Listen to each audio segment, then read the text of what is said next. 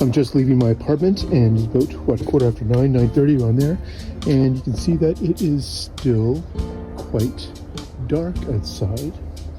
I just arrived at the office, and it's almost 10 o'clock, and a very balmy -2, balmy for Whitehorse anyways.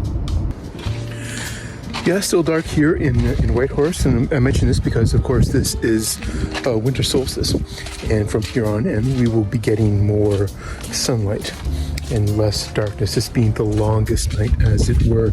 And this time in Whitehorse has hit me a little differently, of course, because there's so much darkness this time of year. And of course, that's a great metaphor for this time of year, the light shining in the darkness, and the darkness has not overcome it. The return of light, the return of hope, the return of a sense of life. Not that there can't be life in the dark, but the dark makes that a little hard to see. And of course, there's health ramifications as well to so much darkness, vitamin D and all that sort of stuff. And yes, I'm looking forward to and you can see out my office window that the light is just starting to peek over the horizon. And while I'm glad to see the return of the sun and the darkness start to dissipate, I have to admit I didn't find it as oppressive as I was expecting to. One of the things that was worrying me about moving up here to the Yukon would be the long, cold, dark winters.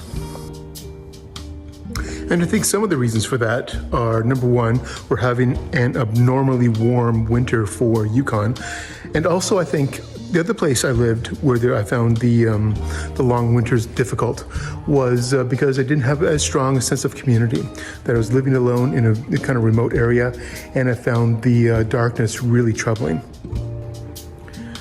But here I have a stronger sense of community, I'm more connected, and I think that really helps deal with some of the darkness that might have been problematic. And so I think that's why this time of year we gather more often, because it is so dark. And we have all these celebrations, Christmas, holiday, whatever celebrations we have. And I think that is also evidence of the divine in our world, that when these times when it is so dark and gloomy outside, that we come together in fellowship.